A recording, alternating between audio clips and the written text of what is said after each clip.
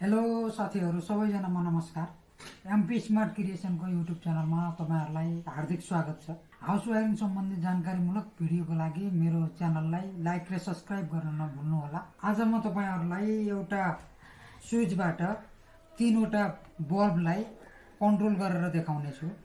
आजको connection Pyarelal connection हुनेछ। प्यारालाल कनेक्सनलाई समानान्तर कनेक्सन पनि भनिन्छ।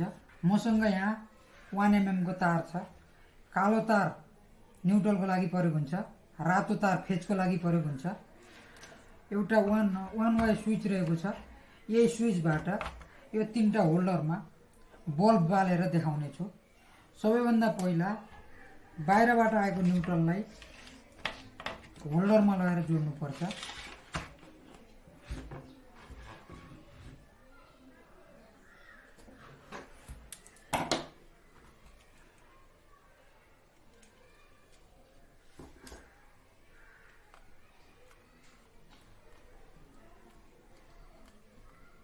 प्यारालाल कनेक्सन भनेको होल्डर तथा उपकरणले फेज र न्युट्रल दुइटै पाउँछ भने त्यसलाई प्यारालाल कनेक्सन भनेर भनिन्छ।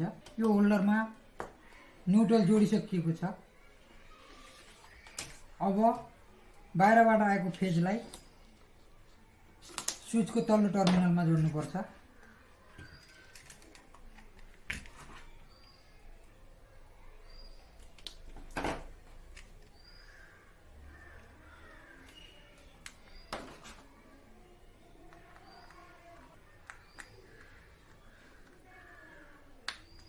स्विचको तल्लो टर्मिनलमा बाहिरबाट आएको फेज जोडिसकिएको छ। स्विचको माथिल्लो टर्मिनलबाट फेज आउट गरेर यही न्युट्रल जोडेकै होल्डरमा लगेर जोड्नुपर्छ।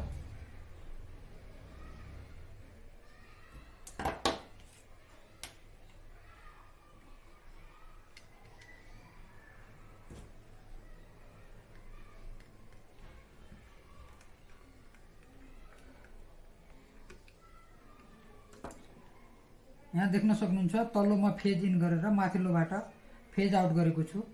यो फेजलाई यही होल्डरमा लगेर जोड्नेछु।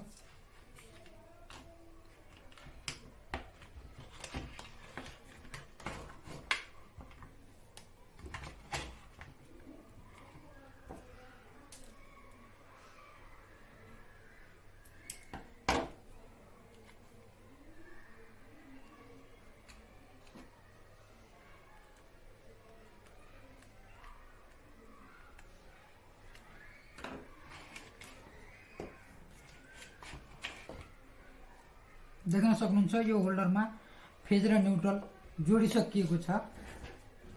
अब यो होल्डरबाट अर्को होल्डरको लागि शाखा निकाल्नुपर्छ। मैले यहाँबाट शाखा निकाल्दैछु। फेजबाट फेजकै शाखा र न्युट्रलबाट न्युट्रलकै शाखा निकाल्नुपर्छ।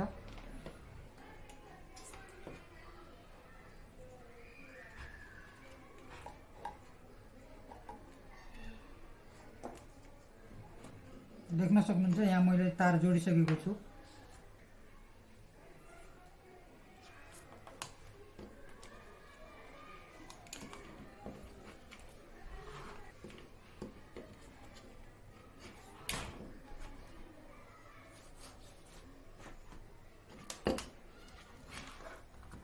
अब यो न्युट्रलबाट पनि शाखा निकाल्नुपर्छ।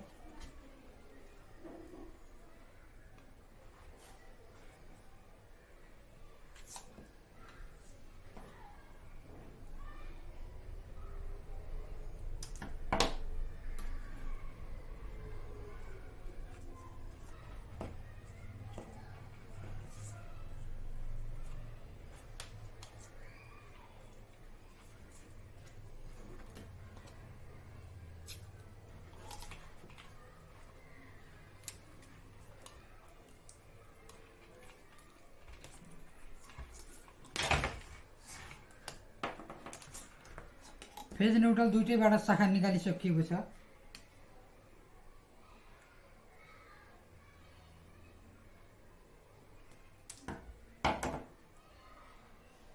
शाखा निकाल्दा यो तरिकाले निकाल्न पनि सकिन्छ। यस्तो गरेर यो तरिकाले एउटै होल्डरमा यस्तो गरेर जोडेर निकाल्न पनि सकिन्छ।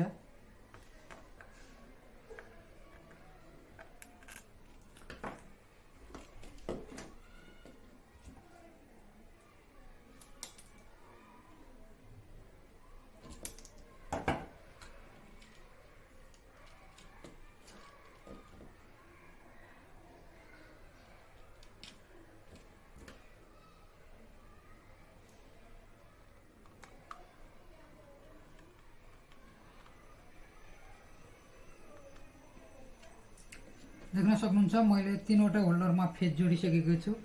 यहाँ गाँसेर शाखा निकालेको छु भने यो होल्डरमा एउटै पोइन्टबाट 2टा होल्डरको लागि शाखा निकालेको छु।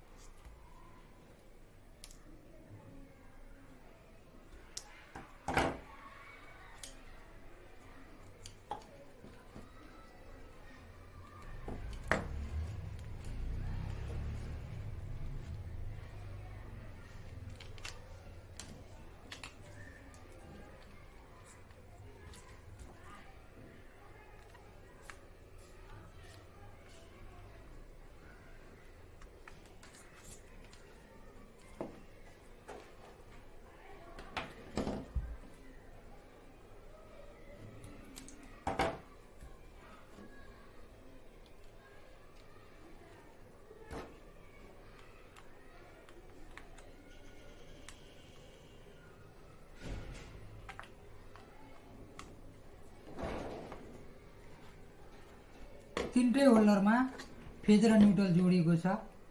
यसमा चाहिँ तार गाँसेर शाखा निकालेको छु भने यसमा होल्डरबाटै शाखा निकालेको छु। जुन तरिकाले पनि गर्न सकिन्छ। अब यसमा बल्ब राखेर लाइन चेक गरेर देखाउने छु।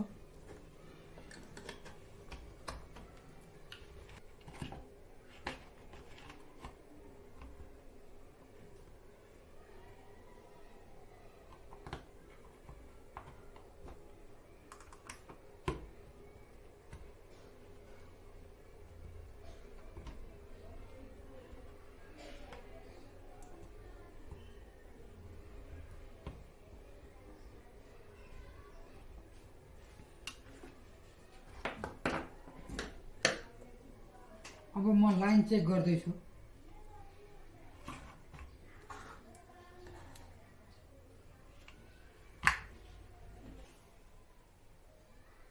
देख्नुहुन्छ तीनटै बल्ब बलेको छ। यस्तो कनेक्सनलाई प्यारालाल कनेक्सन भनिन्छ। यो कनेक्सन विशेष गरेर घरको छतहरुमा कलर लाइट राख्नको लागि अथवा झल्लर राख्नको लागि प्रयोग हुन्छ। प्यारालाल कनेक्सन गरेर धेरै बल्बहरू बाल्न सकिन्छ।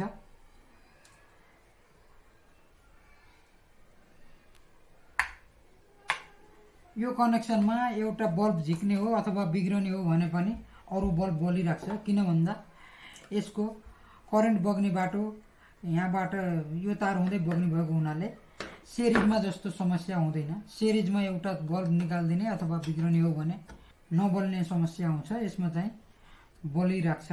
हस् त आजको लागि यति नै। फेरि अर्को भिडियोमा भेटौँला। यस्तै जानकारीमूलक भिडियोको लागि मेरो च्यानललाई लाइक र सब्स्क्राइब गर्न नबिर्सनु होला।